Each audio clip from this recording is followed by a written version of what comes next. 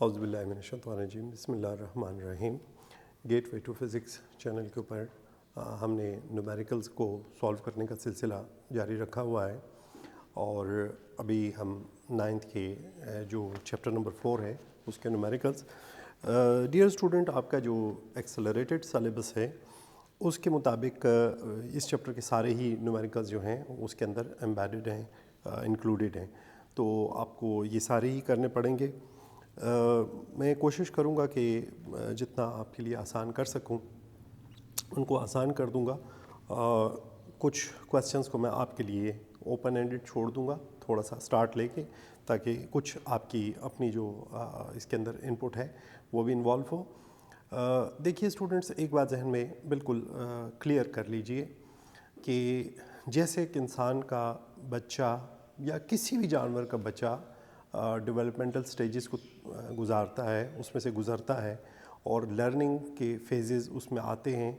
एक छोटा बच्चा होता है, शुरू में तो वो क्रॉल भी नहीं कर सकता, उसके बाद फिर आहिस्ता आहिस्ता वो थोड़ा सा हिम्मत पकड़ता है, क्रॉलिंग करता है, फिर खड़ा नहीं हो सकता तो किसी के हाथ का सहारा लेके खड़ा होता है, फिर चल नहीं सकता, शुरू में उंगली पकड़ के चलता है और बाद में फिर वो एथलीट बनता है कि जो पूरी दुनिया में रिकॉर्ड बनाता है। यही स्टूडेंट हमारा जो मैकेनिज़्म है। अगर आप ऑप्ट करेंगे तो आप भागना शुरू कर देंगे, बल्कि शायद उड़ना शुरू कर दें।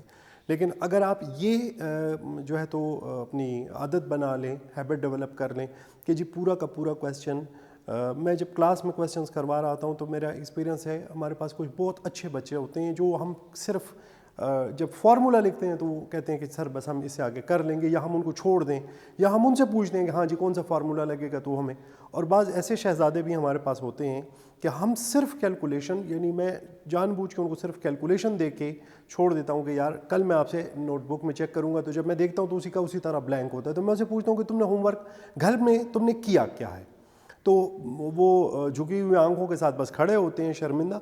हमारा मकसद किसी को शर्मिंदा करना नहीं होता, मकसद ये होता है कि आप एक अच्छा दोस्त, एक जो आपका चाहने वाला है वो आपको हमेशा आपकी गलतियों से आगाह करेगा। अच्छाइयाँ तो हर कोई निकाल सकता है, बता सकता है, बल्कि बाज़ दफ़ा ना भी होते हुए बता देगा। लेकिन ये तो डियर स्टूडेंट, इसमें आप कोशिश ये करें कि अपना भी इनपुट रखें और असूलन तो ये कोशिश करें कि अगर आप एक दो क्वेश्चन आपने सीख लिए तो थर्ड पे वीडियो को पॉज कर दें और आप क्वेश्चन को आगे अगला जो नेक्स्ट क्वेश्चन है आप अटेम्प्ट करने की कोशिश करें। फिर आप फील करते हैं कि जी नहीं हो रहा तो वीडियो में तो मौजूद है, तो आप थोड़ा सा आगे चल कर उसको देखिए। हमारा मकसद ये नहीं है कि ऑनलाइन एजुकेशन का या यूट्यूब के ऊपर जो आप हमारे चैनल को कॉन्टैक्ट कर रहे हैं उसको देख रहे हैं तो वो अब बिल्कुल डिपेंडेंसी, हम नहीं चाहते हैं कि आप हमारे या किसी भी चीज़ के ऊपर डिपेंडेंट हो। You should be independent and fly like an eagle. Okay ji, let's start with this chapter number unit 4, sorry. To open a door, force of 15 Newton is applied at 30 degree to the horizontal. Find the horizontal and vertical components of force. Resolution of vector से belong करता है ये question. Door open कर रहा है कि जो भी चीज़ करना चाह रहा है। क्वेश्चन इसमें ये है, बेसिकली टेक्निक उसके अंदर ये है कि लेट सपोज ये जो है तो कोई लेट सपोज ये एक डोर है और वो डोर के ऊपर जो फोर्स लगा रहा है कुछ इस तरह से लगा रहा है। अब इसको वो खींचता है ताकि वो दरवाज़ा खोले, तो अब फोर्स तो वो लगा रहा है 15 न्यूटन। उस 15 न्यूटन के दो हिस्से बन रहे हैं, यानी जैसा कि अब अगर आप मेरे इस मार्कर को देख लीजिए, ये फोर्स है, यानी this is the direction of force. एक इसका कंपोनेंट यू बन रहा है जिसको आप हॉरिजॉन्टल कंपोनेंट कहते हैं, एक इसका कंपोनेंट यू बन रहा है जिसको वर्टिकल कंपोनेंट, और रेजोल्यूशन ऑफ वेक्टर में आप जाके देखिए तो इसकी पूरी तफसील है। क्वेश्चन नंबर 1, फोर्स हमारे पास है 15 न्यूटन। एंगल जो बना रही है यानी थीटा, दैट इज 30 डिग्री। अब हॉरिजॉन्टल कंपोनेंट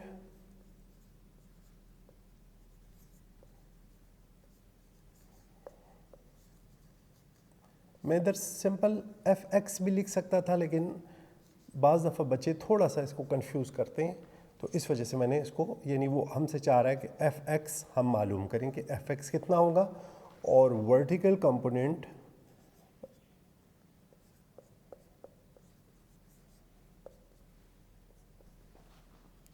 Fy। स्टूडेंट्स एक बात ज़हन में रखिएगा, हॉराइज़न जिसको उर्दू में उफ़क़ कहते हैं, ये वो लाइन है जो अगर आप डिक्शनरी में चेक करें जो आसमान और ज़मीन के दरमियान लाइन बनती है। तो यानी मैं इशारा इसलिए कर रहा हूँ कि अक्सर स्टूडेंट ये भूल जाते हैं कि हॉरिजॉन्टल है कि ये वर्टिकल है। सो हॉराइज़न इसको कहते हैं। तो जो इस तरह हमारे पास लाइन बनती है विच इज़ fx, वो हॉरिजॉन्टल कंपोनेंट होता है और दूसरा नेचुरली वर्टिकल कंपोनेंट। अब अगर आपने रेजोल्यूशन ऑफ वेक्टर को देखा है या आपने रिफ्रेश किया है तो आपको याद होगा कि fx is equal to f cos theta. यानी अगर आप उसको हॉरिजॉन्टल कंपोनेंट फाइंड करना चाहते हैं, fy आपने खुद करना है, जैसे मैं ऑलरेडी बता चुका हूँ, 15 cos 30। अच्छा, ये भी एक मिस्टेक ही मैं कहूँगा कि अक्सर स्टूडेंट cos 30 की जगह डायरेक्ट 30 लिख देते हैं। बहुत ही बड़ी गलती है, नहीं होनी चाहिए, लेकिन बहर तौर अब cos 30 याद करना मुश्किल है। बारहा मैं कह चुका हूँ कि ये आपका एक बहुत बड़ा हथियार है, कैलकुलेटर आपके हाथ में होना चाहिए। cos 30 इज इक्वल टू 0.866, 0.866, और अब इसको 15 से मल्टीप्लाई कर देते हैं। Multiplied by 15 it's 12.99, 12.99। और यूनिट क्या होना चाहिए? फोर्स मालूम कर रहे हैं, न्यूटन। अच्छा, अगेन एंड अगेन इसको ब्लॉक कर दें ताकि आपके एग्जामिनर को ढूंढने में प्रॉब्लम ना हो। Fy के लिए सिर्फ असूलन तो मुझे फार्मूला भी नहीं लिखना चाहिए था, लेकिन पहला क्वेश्चन है, बच्चे शायद गिला करें कि जी बहुत जल्दी मुश्किल में डालती है। F sin थीटा, फोर्स वही 15 है, sin 30 की वैल्यू फाइंड करके इसमें पुट कर देनी है। Students can do it. Then second question जो है टॉर्क से रिलेटेड है। कहता है a bolt on a car engine needs to be tighten with the torque of 40 newton metre. Nut है, बोल्ट है, और उसको टाइट करना है, और उसको टाइट करने के लिए जो टार्क रिक्वायर्ड है दैट इज़ 40 न्यूटन मीटर। ये यूज़ अ 25 centimetre long range screw range use करते हैं आजकल। वो जो उसके लिए मल्टीपल पर्पस के लिए यूज़ कर सकते हैं, उसको एडजस्टेबल होता है। कहते हैं उसकी लेंथ जो है वो 25 सेंटीमीटर है। उसके ऊपर कितनी फोर्स रिक्वायर्ड होगी? टॉर्क में तीन ही तो चीज़ें हैं, फोर्स है, मोमेंट आर्म है, और जो है तो टॉर्क है। तो question number 2, question number 2, torque which is usually denoted by this symbol known as tau। अब मैं इतना डिटेल में नहीं लिखूंगा। 40 newton metre. Moment arm which is denoted by d। अब इसमें ट्रिक सिर्फ यही 25 सेंटीमीटर है बस, जिसमें अक्सर स्टूडेंट स्लिप होकर भाग जाते हैं, आगे निकल जाते हैं और बस डायरेक्ट मल्टीप्लाई करके आंसर निकाल लेते हैं। हालांकि 25 divided by 100 so that we get 0.25। Students को मालूम होगा कि सेंटी का मतलब होता है डिवाइडेड बाय 100। तो फोर्स हमें मालूम करनी है। We know that torque is the product of force and moment arm. So F मालूम करना है, F is equal to tau divided by moment arm. अब ये इतना मुश्किल काम नहीं है कि बच्चे ना कर सकें। Newton, don't forget this. हाँ, अच्छा, ये क्वेश्चन नंबर 3 जो है, इसमें स्टूडेंट्स के लिए अच्छी बात ये है कि इसको थोड़ा सा डायग्रामेटिकली शो कर दिया करें। Sana, whose mass is 43 kg, sit 1.8 meter from the center of the seesaw. Faiz, whose Faiz है या फैज़ है, whose mass is 52 kg, wants to balance Sana. How for the ये second condition of equilibrium, principle of moment के ऊपर question base है। इसको थोड़ा सा हम इसकी डायग्राम बना लेंगे। आपको पता है कि सीसा है, यहाँ पे बैलेंस है। अच्छा, सीसा कितना है, यहाँ पे है। अब मैं सना की जगह सिर्फ एक सिंबल यूज़ करना चाहूँगा, 43 kg। असूलन आप इसको न्यूटन में यानी वेट जो है उसमें कन्वर्ट करें, लेकिन चूंकि दोनों तरफ कन्वर्ट करना है तो इस वजह से उसका इफेक्ट, तो you can even use this. इधर से 1.8 मीटर है, ठीक है, यानी यहाँ से 1.8 मीटर के फासले पे ये जो बच्ची है ये बैठी हुई है, भाई है उसका 52 kg। अब ये कोई मेजरमेंट के मुताबिक नहीं, आप देख लीजिए 52 kg, और वो ये जानना चाहता है कि यहाँ से इसका डिस्टेंस कितना होना चाहिए। मैंने इसको थोड़ा करीब इसलिए बनाया है कि आपको पता है कि clockwise torque should be equal to anti clockwise torque, तो नेचुरली ये मोमेंट हम थोड़ा सा, भले आप यहाँ बना लीजिए, इससे कोई फ़र्क नहीं पड़ेगा। सबसे पहले हम लिख लेते हैं, देखिए ये हमारे पास ये जो भाई है उसकी वजह से क्लॉक वाइज टार्क प्रोड्यूस हो रहा है, और ये जो बहन है इसकी वजह से anti clockwise torque produce हो रहा है। तो पहले क्लॉक वाइज या एंटी क्लॉक वाइज जो भी आपकी मर्ज़ी है, और आप इसको नेगेटिव और इसको पॉजिटिव भी कह सकते हैं। क्लॉक वाइज टार्क, अब इसमें मास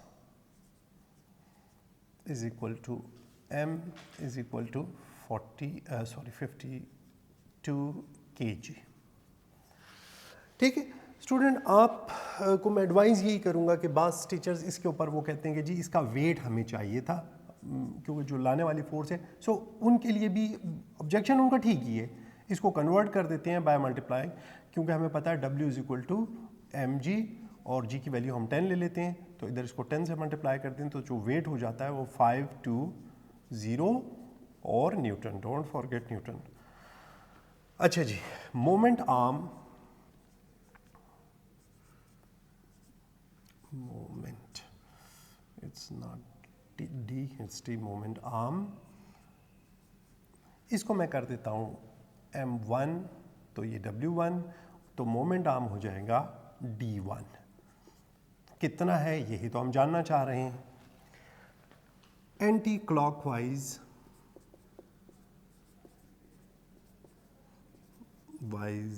टॉर्क, अब इस साइड पे क्या क्या है हमारे पास, इस साइड पे हमारे पास M2 is equal to 43 kg, right, yes it's 43 kg, और W2 क्या हो जाएगा 430 न्यूटन, और D2 कितना है, D2 is 1.8 metre.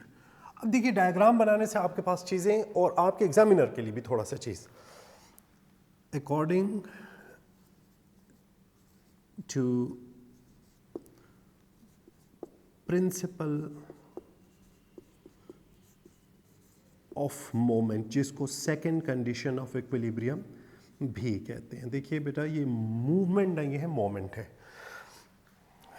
Clockwise torque is equal to anti clockwise torque. अब क्लॉकवाइज टार्क हमारे पास क्या है, W1 into D1 is equal to W2 into D2।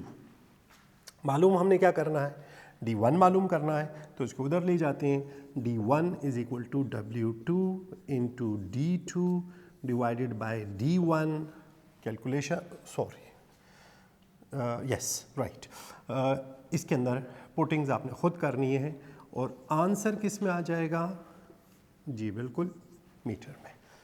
ठीक हो गया स्टूडेंट, ये we are left with now 2 more questions. Let's do this question number 6. Question number 5 जो है वो उसी के ऊपर ही है, प्रिंसिपल ऑफ मोमेंट के ऊपर ही है, तो मैं ये चाहूँगा कि वो आप खुद ट्राई कर लें और मैं क्वेश्चन नंबर 6 को ट्राई कर लेता हूँ ताकि कुछ आपकी प्रैक्टिस हो जाए और कुछ हमारे लिए काम आसान हो जाए। कहते हैं क्रेन आपने देखी होगी, lift building material of mass 1500 kg, कोई ब्लॉक है, कोई चीज़ है 1500 kg का है जो लिफ्ट उठा रही है। उसका अब आपको पता है कि जब ये लिफ्ट उठाती है तो ये देखिए लिफ्ट, अब ये अगर लिफ्ट का वो एक्सेस ऑफ रोटेशन है ये जगह, तो यहाँ से ये लिफ्ट यूँ इस तरह इस पॉइंट के गिर्द लिफ्ट मूव करती है। अब ज़रा आप गौर कीजिए कि जब ये लिफ्ट, आपको पता है कि हम परपेंडिकुलर डिस्टेंस को लेते हैं, तो अब जब ये लिफ्ट उठती जाएगी तो उसका परपेंडिकुलर डिस्टेंस कम होता जाएगा, जो यहाँ पे पहुँच के बिल्कुल जब आप टॉप पे पहुँच जाते हैं तो perpendicular distance becomes almost zero, rather बिल्कुल ज़ीरो, ऑलमोस्ट की भी ज़रूरत नहीं है अगर बिल्कुल ऊपर आ जाए। अब वो कह रहे हैं कि जब ये 1500 kg उसने उठाया होगा और वो यहाँ पे होगा तो कितना टॉर्क प्रोड्यूस होगा उस वेट की वजह से, और जब ये यहाँ पे पहुँचेगा, उसने कहा दो सिचुएशन, पहला उसने कहा है 20 मीटर और दूसरा वो कहता है कि 12 मीटर। तो मैं आपके लिए ये 20 वाला कर लूँगा, 12 आपने खुद कर लेना है। इस क्वेश्चन में आपने सिर्फ इसमें टेक्निक ये है कि 2 दफ़ा आपने मोमेंट आर्म को लेना है। Question number 6, m is equal to 1500 kg and here you must convert mass into weight. So W is equal to 1500 into 10 is equal to 15,000 unit Newton.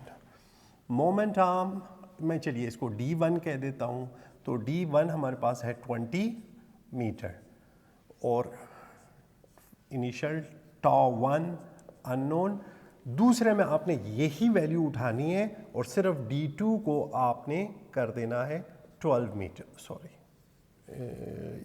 Yes it's 12 metre. So τ1 is equal to W into D1, weight तो same रहेगा 15,000 into 20 तो 30 और 1 2 3 4 1 2 3 4 unit is Newton meter. That's it students, this is here we end this lecture. Okay ji, best of luck.